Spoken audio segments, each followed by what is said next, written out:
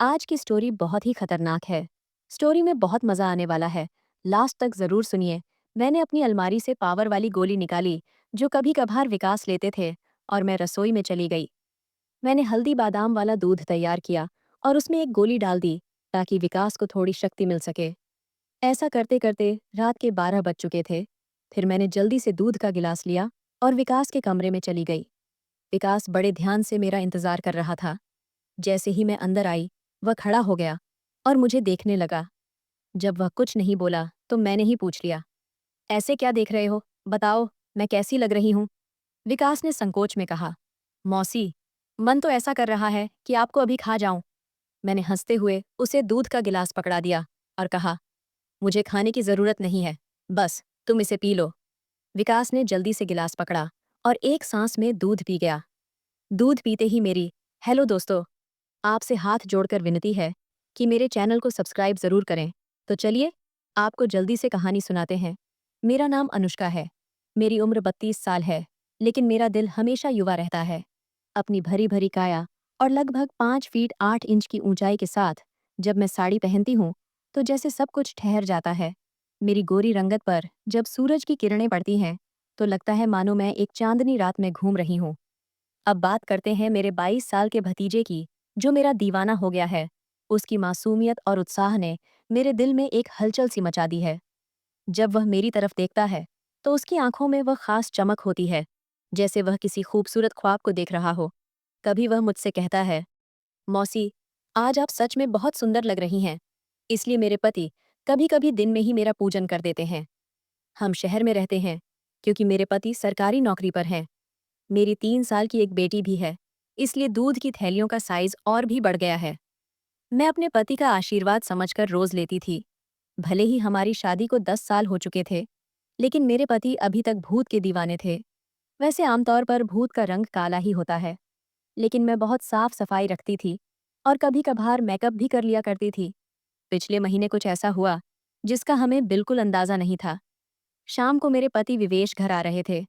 उनके किसी दोस्त की बर्थडे पार्टी थी, इसीलिए दोस्तों ने उन्हें शराब पिला दी थी और वह बाइक से घर लौट रहे थे। आते वक्त उनका एक्सीडेंट हो गया। इस हादसे में उनके एक पैर में फ्रैक्चर हो गया और डॉक्टर ने कहा कि सही होने में कम से कम 7-8 महीने लगेंगे। ये सुनकर मेरा दिल टूट गया। विवेश का दर्द भले ही शारीरिक था, लेकिन मेरे मन में एक गहरी चिंता का सागर उमड़ आया।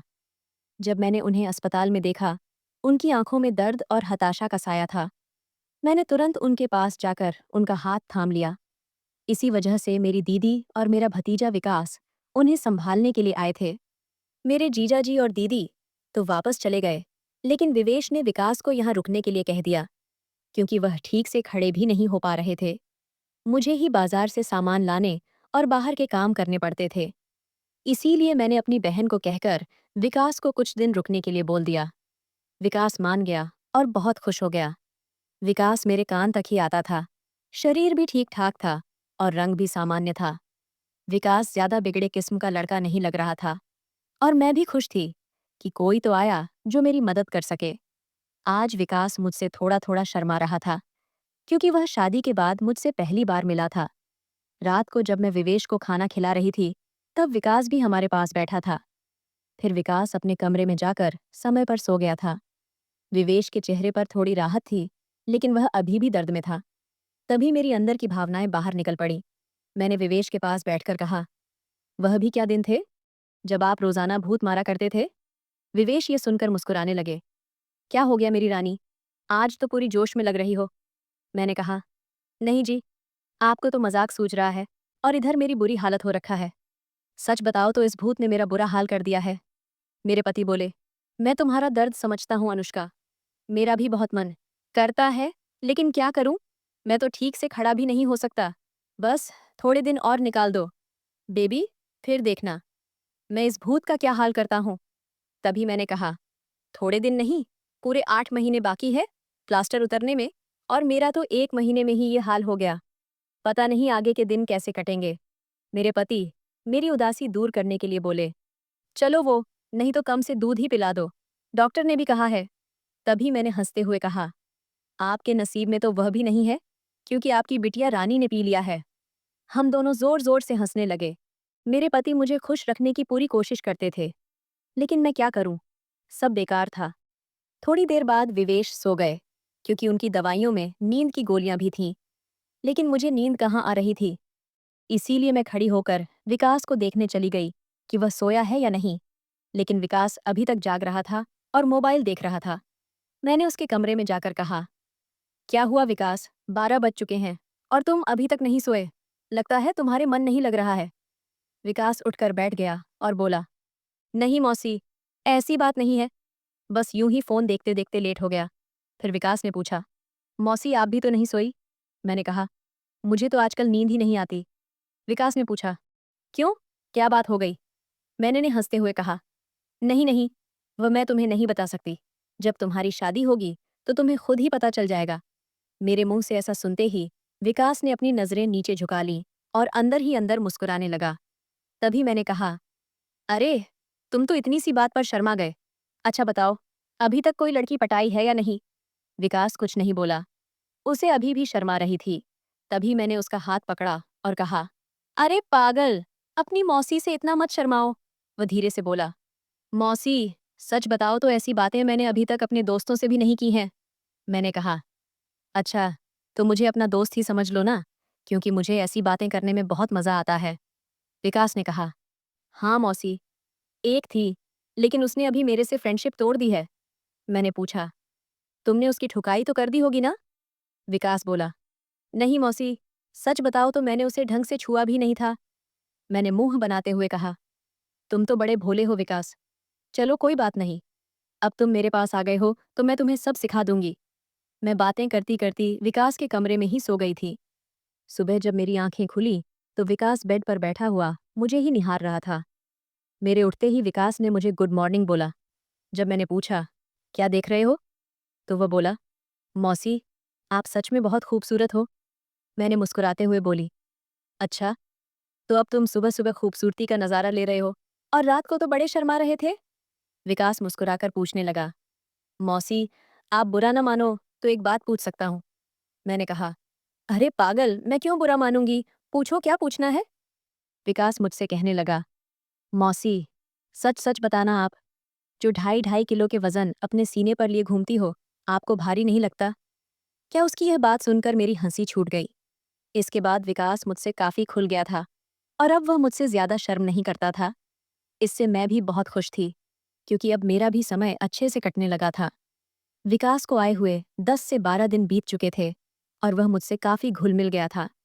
वह बाहर के सारे काम कर देता, बाजार से सामान ले आता और अपने चाचा को भी घुमा देता। मेरी तो बहुत सेवा करने लगा था। शाम को मेरा सर भी दबा देता और कभी-कभी मेरी कमर की मालिश भी कर देता। लेकिन मेरी प्यास दिनों दिन बढ़ रही थी और मेरे पति की हालत अब भी वैसी ही थी। अब सब कुछ मेरी बर्दाश्त के बाहर हो चुका था। मैंने सोचा कि अब तो विकास ही है जो मेरी प्यास बुझा सकता है। वैसे मेरे पड़ोस में भी 3 लड़के रहते थे जो स्टडी करते थे। वे भी मुझ पर लाइन मारते थे। जब भी मैं छत पर बाल सुखाने या कपड़े सुखाने जाती, तो वे मुझे देखते और अपनी आंखें सेकते। पहले तो मैंने सोचा कि उनमें से एक को सेट कर लूं, ताकि कुछ समय के लिए काम चल जाए। लेकिन फिर मैंने सोचा कि मैं इस घर की इज्जत हूं और कल को पता नहीं इनमें से कौन मुझे या मेरे पति को बदनाम कर दे। इसीलिए मैंने उन्हें भाव नहीं दिया। लेकिन विकास तो घर का ही है, इसीलिए मैंने सोच लिया कि वही मुझे शांत कर सकता है। आज मैंने पक्का प्लान बना लिया कि आज विकास को फंसा ही लूंगी। उसके बाद मैं रसोई में खाना बनाने चली गई। जैसे ही विकास नहाकर फ्रेश होने के बाद रसोई में आया, मैंने दूध निकालने का बहाना बना दिया। मैं रसोई घर में ही लौटे मैं दूध निकाल रही थी। मेरी बेटी अभी ननिहाल गई हुई थी, क्योंकि घर में उसे संभालने वाला कोई नहीं था। इसलिए अब एक्स्ट्रा दूध निकालना पड़ता था और घर में मेरे पति और विकास के अलावा कोई नहीं था, तो मुझे डर भी नहीं था। जैसे ही विकास अंदर आया, वह मुझे देखकर एकदम घबरा गया और कहने लगा, सॉरी मौसी, मुझे माफ कर दो, मैंने देखा नहीं, और बाहर जाने लगा। तभी मैंने उसे रोक लिया। अरे विकास, क्या हुआ? कोई बात नहीं, अंदर आ जाओ। विकास बोला, अरे मौसी, ऐसे में अंदर कैसे आऊं? मैंने कहा, ऐसे वैसे मत करो और जल्दी से आकर मेरी मदद करो। विकास का मन भी कर रहा था, लेकिन मैं उसकी मौसी थी, इसीलिए वह थोड़ा अनकंफर्टेबल फील कर रहा था। फिर मैंने उसे कहा, अरे इतना क्या शर्मा रहे हो, अब जल्दी से आओ और मेरी मदद करो। धीरे धीरे विकास रसोई में आ गया और पास आकर खड़ा हो गया। वह मुझे देखता ही रह गया। तभी मैंने कहा, ऐसे क्या घूर रहे हो? क्या तुमने आज तक नहीं देखा? विकास बोला, माँ, कसम। मौसी, मैं आपको बता नहीं सकता कि मुझे कैसा लग रहा है। बहुत ही मस्त है मौसी। मैंने कहा, तारीफें करना छोड़ो और यहाँ मेरी मदद करो। तभी विकास बोला, मौसी मुझे नहीं आता कैसे करना है। तो मैंने कहा, अरे बुद्धू, इसमें कुछ नहीं करना। ये लो पकड़ो और बस धीरे धीरे दबाओ। थोड़ी देर बाद जब विकास की धड़कनें तेज होने लगीं, तो मैंने सोचा कि अब इसके आगे झुकने का सही समय है। मगर जैसे ही मैं झुकने लगी, तो देखा कि विकास का शैम्पू तो पहले ही निकल चुका है। उसे देखकर मेरा मन बहुत उदास हुआ, लेकिन फिर भी मेरी हंसी निकल ही पड़ी। मैंने नाराजगी से विकास को मारते हुए कहा, ये क्या किया पागल? तुमने तो शुरू होने से पहले ही खत्म कर दिया। इसके बाद जैसे ही विकास का नशा उतरा, उसने हड़बड़ाते हुए कहा, सॉरी मौसी, सॉरी, वो मैंने ऐसा पहले कभी नहीं किया, इसलिए मुझसे कंट्रोल नहीं हुआ। मैं अभी जाकर साफ करके आता हूँ। और उसने मेरी एक भी बात नहीं सुनी और तुरंत रसोई में से चला गया। मैंने भी उसे ज्यादा रोकने की कोशिश नहीं की, क्योंकि मैं समझ चुकी थी कि यह उसके लिए इतना आसान नहीं होगा। इस चक्कर में आज खाना भी लेट हो गया था, इसलिए मैंने जल्दी से खाना तैयार किया और विवेश को कमरे में देने के लिए चली गई। विवेश भी बैठे बैठे खाने का इंतजार कर रहे थे। विवेश बिल्कुल सीधे साधे और सरल स्वभाव वाले आदमी हैं। वह मेरी बहुत चिंता करते हैं। जब मैं उनके लिए खाना लेकर गई, तो पूरा पसीने से भीगी हुई थी। मुझे देखकर वह बोले, इतनी जल्दबाजी क्यों करती हो? अनुष्का, धीरे धीरे काम कर लिया करो। न देखो, तुमने अपना क्या हाल बना लिया है। तब मैंने उन्हें छेड़ते हुए कहा, यह तो कुछ भी नहीं है। जब तुम काम करते हो तो मेरा इससे भी बुरा हाल हो जाता है, और तब तो मैं तुम्हें रुकने के लिए भी कहती हूँ। लेकिन तुम तो नो बेबी नो कहकर स्पीडी को दुगना कर देते हो। मेरे मुंह से ऐसा सुनकर मेरे पति मुस्कुराने लगे। तुम भी ना अनुष्का, कहाँ की बात कहाँ ले जाती हो। इसके बाद विवेश ने खाना खा लिया और मैंने उन्हें दवाई भी दे दी। दवाई लेने के बाद उन्हें नींद आ गई और वह आराम करने लगे। मैं भी काफी थक चुकी थी, इसलिए मैं नहा धोकर फ्रेश हो गई। इसके बाद मैं विकास के कमरे में उसे देखने के लिए गई, तो वह भी सो चुका था। फिर मैं भी आकर आराम करने लगी। शाम को जब मैं विकास को चाय देने गई, तो वह बैठा फोन चला रहा था। मुझे देखकर उसके चेहरे पर मुस्कान आ गई। मैं भी उसे देखकर हंसने लगी और मैंने उससे पूछ लिया, क्या बात है विकास? आज तो तुम काफी ढीले ढाले से लग रहे हो। विकास बोला, मौसी, वो मैंने पहली बार ऐसा अनुभव लिया था। प्लीज आप बुरा मत मानना, मैं सच बता रहा हूँ, बिल्कुल कंट्रोल नहीं कर पाया। तभी मैंने उसे रोकते हुए कहा, अरे बेवकूफ, मैं कब बुरा मानने लगी? वैसे सच बताओ तो मुझे भी अच्छा लग रहा था। इसके बाद मैंने विकास को चाय पकड़ा दी और उसके साथ बैठकर पीने लगी। हम दोनों बातें करने लगे। आज विकास के मुंह से मेरे लिए तो फूल ही झड़ रहे थे। वह बस मेरी तारीफें ही करता जा रहा था। मौसी, आप बहुत अच्छी हो। मैं तो सोच रही हूँ कि सारी उम्र आपके साथ ही रहूं। इन 12 दिनों में मुझे स्वर्ग जैसा महसूस होने लगा है, और ऊपर से आपकी खूबसूरती। मैंने मुस्कुराते हुए कहा, आज तो तुम्हारे मुंह से सिर्फ तारीफें ही निकल रही हैं। लगता है तुम्हारे इरादे ठीक नहीं है। विकास मेरा हाथ पकड़कर बोला, आप सही कह रही हैं मौसी, मेरे इरादे बिल्कुल भी ठीक नहीं है। अब तो आपको मेरी बात माननी ही होगी। प्लीज मौसी, मना मत करना। बस एक रात के लिए मेरी बीवी बन जाओ। इसके बाद आप जो भी कहेंगी मैं करूंगा। जब विकास ये सब कह रहा था, तो उसका चेहरा लाल टमाटर जैसा हो गया था और मेरी मुस्कुराहट फूट पड़ी थी। मैंने उसके सर पर हाथ फिरते हुए कहा, अरे पगले, इतना सीरियस क्यों हो रहे हो? बताओ, मैंने तुम्हें कभी किसी चीज के लिए मना किया है? वैसे भी अब तुम्हारे चाचा तो वैसा नहीं कर पाते हैं। और तुम इतना शर्माओ मत। अगर इतना शर्माओगे तो कैसे चलेगा अब से? तुम मुझे अपनी मौसी नहीं, बल्कि जीएफ ही समझना। विकास बोला, मौसी, एक बात और है, मेरा तो छूते ही निकल जाएगा। मैं बहुत कंट्रोल करता हूँ, लेकिन आप इतनी खूबसूरत। मैंने उसे कहा, इसकी चिंता मत करो, इसका इंतजाम मैं कर दूंगी। तुम बस रात को तैयार रहना। मेरे इतना कहते ही विकास खुश हो गया और उसने थैंक्स मौसी की रट लगा दी। कहने लगा, मौसी, आप बहुत अच्छी हैं। इसके बाद मैं चली गई, क्योंकि शाम हो रही थी और मुझे विवेश को नहलाना भी था। जब विवेश जी नहा लिए, तो विकास उन्हें बाहर टहलाने ले गया। इसके बाद मैंने जल्दी जल्दी सारा काम कर लिया और उनके आने तक खाना भी तैयार कर दिया। आते ही विकास ने हाथ पैर धोए और खाना खाने के लिए बैठ गए। इतने में 10 बज चुके थे और विवेश की दवाइयों का समय हो रहा था। इसीलिए मैं उन्हें कमरे में ले गई और दवाइयाँ दे दी। विवेश की मेडिसिन में नींद की गोलियां भी थीं, ताकि उन्हें ज्यादा दर्द ना हो और आसानी से नींद आ जाए। विवेश दवाइयां लेकर जल्दी ही सो गए। मैं उनका सर दबा रही थी। जैसे ही मुझे पता चला कि विवेश सो चुके हैं, मैं नहाने चली गई। नहाकर मैंने रेड कलर की साड़ी पहनी, बालों का जुड़ा बना लिया और महक के लिए परफ्यूम भी लगा लिया। वैसे तो मैं मेकअप कभी कभार ही करती हूँ, लेकिन आज थोड़ा थोड़ा कर ही लिया, ताकि चेहरा ब्लश करे। पूरी तरह से तैयार होने के बाद मैंने अपनी अलमारी से पावर वाली गोली निकाली, जो कभी कभार विवेश लेते थे, और रसोई में चली गई। मैंने हल्दी बादाम वाला दूध तैयार किया और उसमें एक गोली डाल दी, ताकि कि विकास को थोड़ी शक्ति मिल सके। ऐसा करते करते रात के 12 बज चुके थे। फिर मैंने जल्दी से दूध का गिलास लिया और विकास के कमरे में चली गई। विकास बड़े ध्यान से मेरा इंतजार कर रहा था। जैसे ही मैं अंदर आई, वह खड़ा हो गया और मुझे देखने लगा। जब वह कुछ नहीं बोला, तो मैंने ही पूछ लिया, ऐसे क्या देख रहे हो? बताओ, मैं कैसी लग रही हूँ? विकास ने संकोच में कहा, मौसी, मन तो ऐसा कर रहा है कि आपको अभी खा जाऊं। मैंने हंसते हुए उसे दूध का गिलास पकड़ा दिया और कहा, मुझे खाने की जरूरत नहीं है, बस तुम इसे पी लो। विकास ने जल्दी से गिलास पकड़ा और एक सांस में दूध पी गया। दूध पीते ही मैंने कहा, चलो अब जल्दी से पूजा शुरू करते हैं। विकास ने जवाब दिया, मौसी, पूजा तो शुरू कर दूंगा, लेकिन आप दिए में तेल डालोगी या फिर सीधे ही पूजा करवाओगी? मैंने मुस्कुराते हुए कहा, तुम मेरी चिंता मत करो, मैं पहले से ही तेल डालकर आई हूँ। इसके बाद जो हुआ वह बताते हुए मुझे भी शर्मा रही है। मैं विकास को अब तक बच्चा ही समझ रही थी, लेकिन उसने पूजा में मेरे पति को भी पीछे छोड़ दिया। विकास ने सबसे पहले काजू कतली का स्वाद खाया। मेरे पति ने आज तक काजू कतली नहीं खाई, वह तो सीधे ही पूजा शुरू कर देते थे। जब मैंने विकास से कहा, अब बस भी करो और कितने खाओगे, तो उसने जवाब दिया, नहीं मौसी, आपको नहीं पता यह कितनी मीठी है, इसी के लिए हम पागल रहते हैं। ये विकास की पहली पूजा थी, इसीलिए वह आधे घंटे से ज्यादा नहीं कर पाया। मैं तो ज्यादा नहीं थकी, लेकिन विकास पसीने पसीने हो चुका था। मुझे भी 2 महीने बाद पूजन का सुख मिल रहा था, तो मैं भी बहुत खुश थी। इसके बाद विकास थक चुका था और आराम करने लगा। मैं भी वहीं पर थी जब मैंने उससे पूछा, कैसा लगा फर्स्ट टाइम? तो विकास ने जवाब दिया, मौसी, सच कहूं तो ऐसा लगा जैसे जिंदगी के सारे सुख एक साथ मिल गए।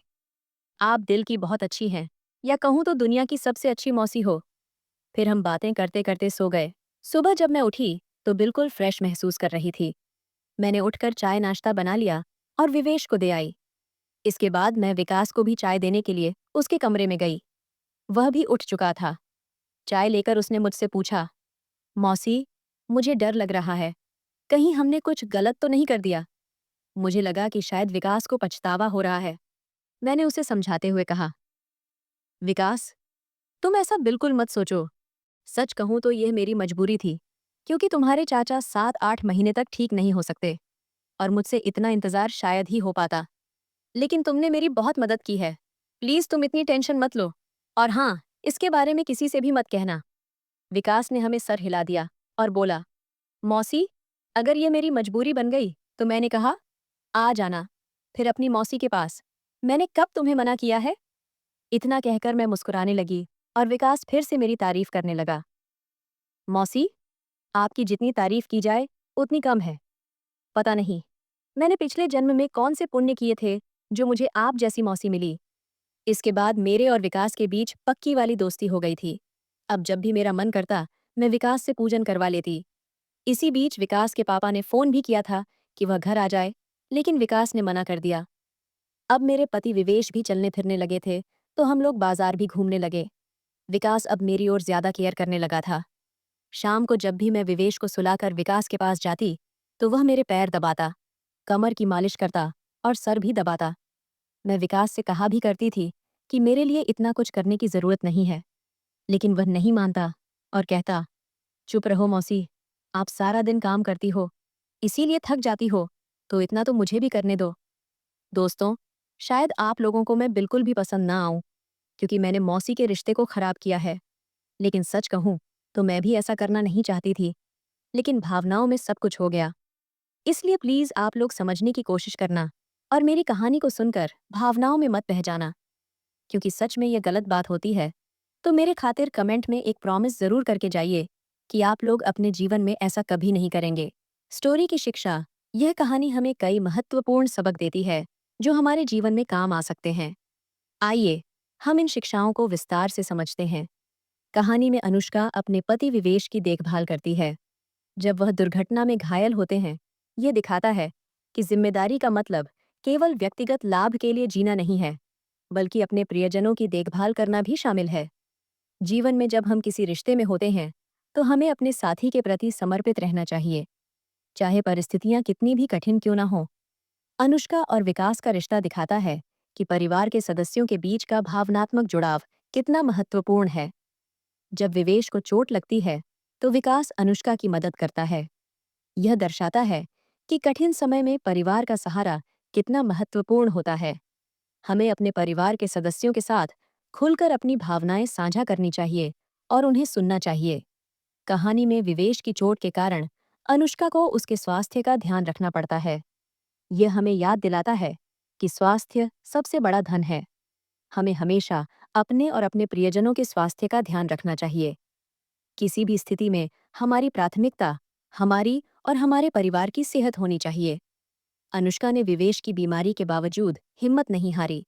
उसने हमेशा सकारात्मक सोच बनाए रखी, जो उसकी आत्मविश्वास को बढ़ाती है। जीवन में कई बार हमें मुश्किल हालात का सामना करना पड़ता है, लेकिन सकारात्मक सोच और बनाए रखने से हम उन्हें पार कर सकते हैं। कहानी में जब विकास और अनुष्का एक दूसरे से खुलकर बात करते हैं, तो उनके बीच की दूरी कम होती है।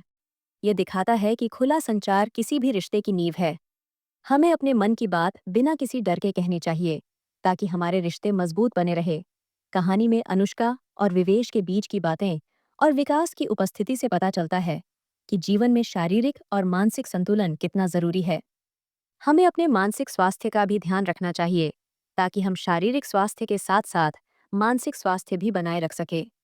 अनुष्का और विकास के बीच का रिश्ता विश्वास पर आधारित है।